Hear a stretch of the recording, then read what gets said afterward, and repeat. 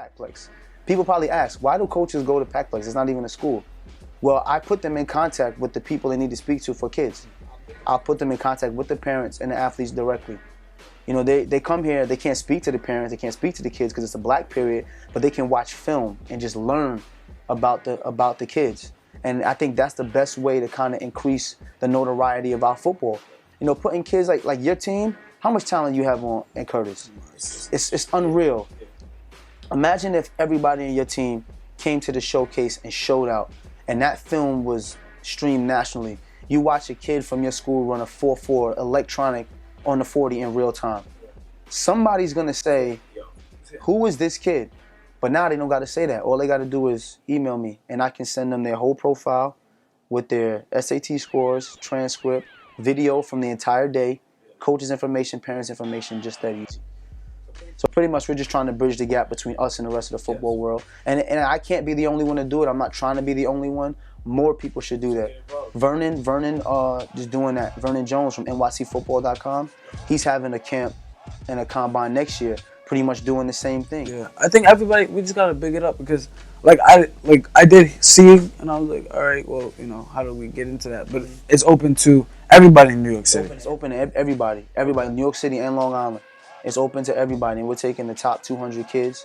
So we're trying to take the top 200 kids in every class. So we're not just doing the 2017 class, we're doing 17, 18, and 19, because as you know, I have coaches coming here to recruit for 2018. Yes. There's some big colleges who are like, yeah, we're already done with 2017. Who the sophomores, who the juniors that you have coming up?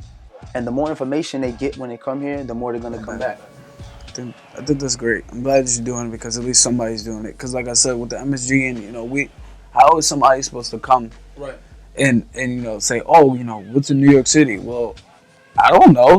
We don't have anything. They don't know that we play football. Yeah. They have no clue that we play football. Top recruit, he played quarterback. He's about to go to Auburn. His name is Woody Barrett. I watched his playoff run on TV, and I was like, yo, we don't even have that. Can you imagine if they did that for our kids? Could you imagine that? Can you imagine if they were able to watch that Grand Street Curtis game, how much talent was on the field in that playoff game last year? Great game, period. I'm in the stands looking at the kids back and forth, the receivers on the outside, you running around, the defensive ends rushing. I'm like, there's college talent on the field right now. No one is seeing this game, and y'all are battling. And that's probably a game that's probably never will be seen on TV. Because obviously I think PSL, they did like a partnership with some national high school football, something, and they got that streamed. But you can see that. But I think that's one of the best games that probably would never be on TV. That's what we need. We need to create stuff like this, create a voice so that people understand that, yo, we want more. We deserve more. As a football community, we deserve more. And more showcases. You know, I've been to 6 Jersey showcases since March till now. There hasn't been one in New York. There were 6 showcases in New Jersey. One next week, or probably Saturday or something like that. Think about how crazy this is. The whole recruiting process has been happening since March. They've been in Jersey 6 times, and now there's finally one happening. And you know what's starting to happen in colleges now? They're starting to get ready for the next season, so they're not going to be out as much. So we just got to do more of putting our kids on the platform. That's it. All of our kids, not just from one school, everybody. We all got to, the high school coaches got to come together and agree.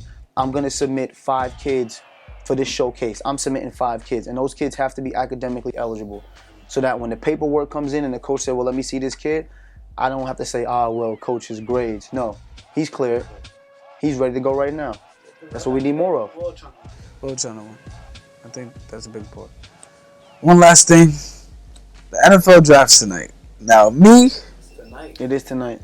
It kind of slipped my mind. I'm looking on ESPN watching, you know, Skip Bayless and they're talking about, I'm like, oh, snap, it's tonight. It is tonight. So, you know, who are you looking for? Because, you know, is there... I know you watch the NFL. Who do you really like? There's a guy, and people have been talking about him a little bit, but his name is Jalen Ramsey from Florida State. 6'1", 210 pounds. He's just an athlete. You know, well, I think 41 is vertical, 11.3 in the broad jump, 4.4 in the 40. He won indoor and outdoor championships in the long jump. He's just an athlete, and the moment is never too big for him. He's the first player, I think he was the first player in Florida State history to start as a freshman since Deion Sanders.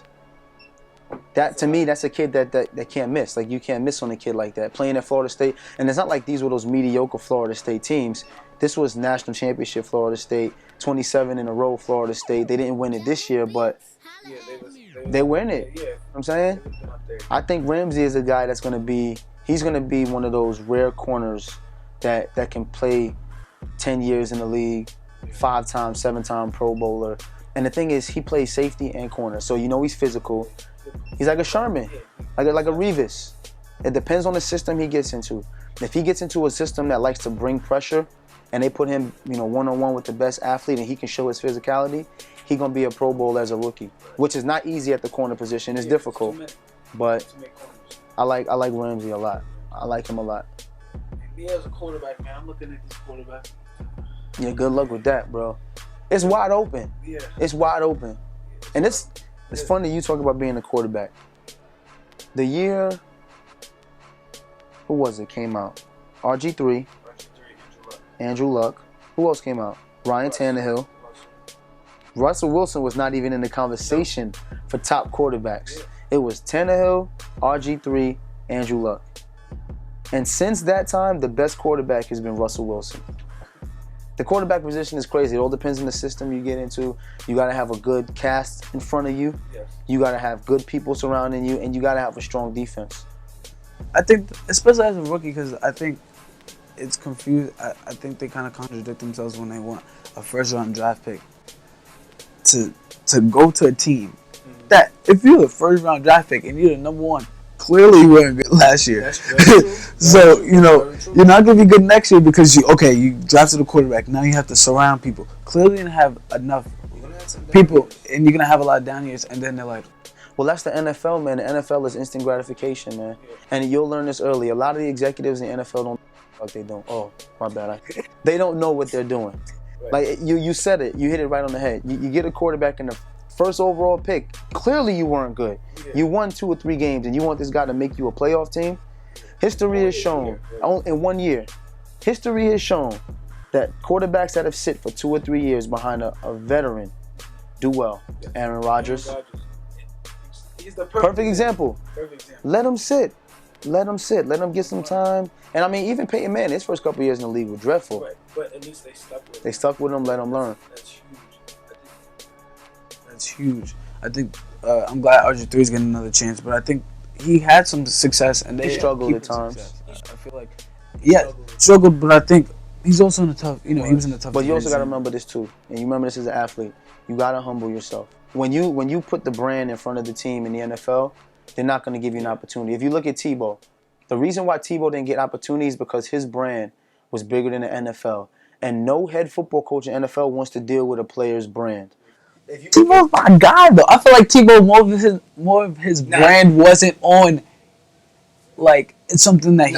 But I think, Robert Griffin was a little different. Like, he was more, I'm Robert Griffin, I'm the dude. I think more of his...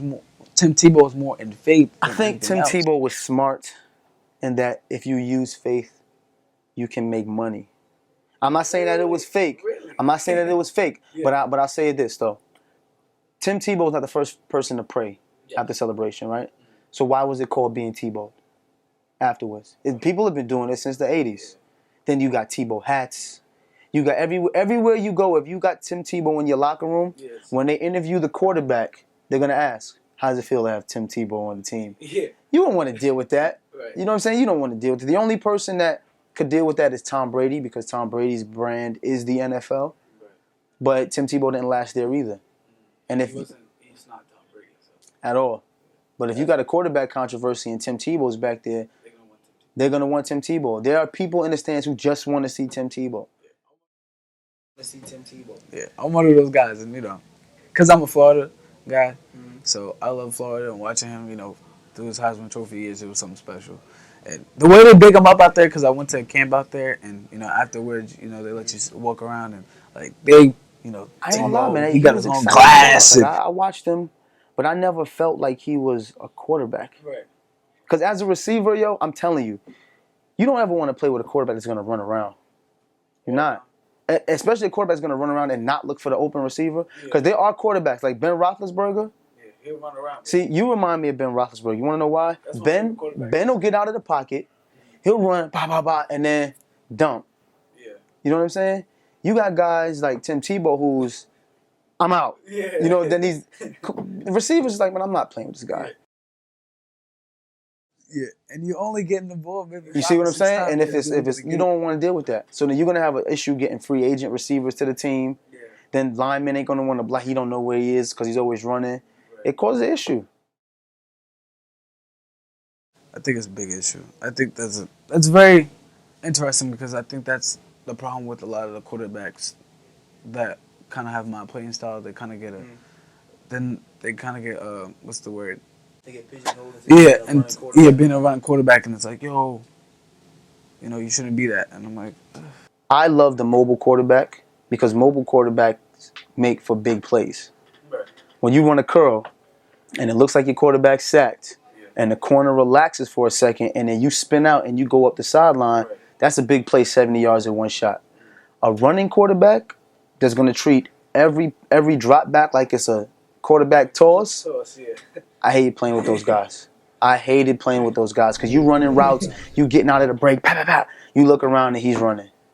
And you just like, I don't even feel like running this route no more. And then it's like, yo, then you want me to block? And you want me to block? That's exactly. See, at least you know that's the mentality of a receiver. I want to catch the ball. You asking me to block for this guy that never throws me the ball? Yeah, that makes sense. So if you're gonna be a mobile quarterback, not a running quarterback, mobile quarterback, they're completely different. Russell Wilson is a mobile quarterback. He's a freaking beast. Not Ben Roethlisberger. Aaron Rodgers. He's mobile. A lot of people give him credit for it. He is. And I think some people will say he's the best in the league. Some people will say it. Done in the playoffs for me. Ask Skip Bayless. Skip. That's why he's leaving ESPN. But he is? Yeah, he's going to Fox after the NBA Finals. I'm not surprised. I'm not surprised. And it's Fox. I got my own opinions about Fox. Fox is getting a lot of people. You know, a lot of people leaving ESPN. It's interesting. Since Stu Scott passed away, a lot of people have been leaving. ESPN has their own restrictions they put on people. Everyone seems like they have to have the same opinion at ESPN, which is part of the reason why I never wanted to get into commentating on a national level. You're not allowed to have your own opinion because if you do, you get fined. Yeah. You know? But Fox, you're allowed to have your own opinion. But sometimes you're ask for that opinion. a little bit too far left. Yes. You gotta understand the narrative of Fox. If you look at the way that they do the news, watch. The news, I think the news is probably different than sports. Can you say? I mean, Fox. That's what I want you to understand too, as a young man. Understand the narrative and who's providing the narrative for you. Every story is gonna sound different depending on who's providing the narrative. Remember, Fox was the last news program to report that Obama had won his second term. They refused to report it. Yeah. Hello. You know what I'm saying? Yeah. There's a reason for that. There's a reason why Stacey Dash could get on Fox and say outlandish stuff. Yeah.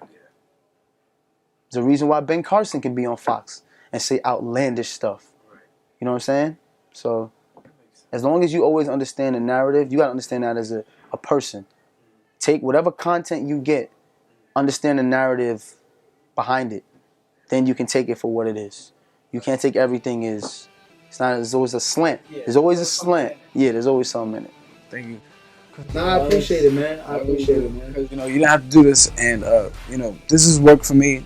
And since we had that conversation on Facebook about Cam Newton and that situation, I was like, yo, that's somebody that if I can talk to, spit some knowledge and just for everybody to know.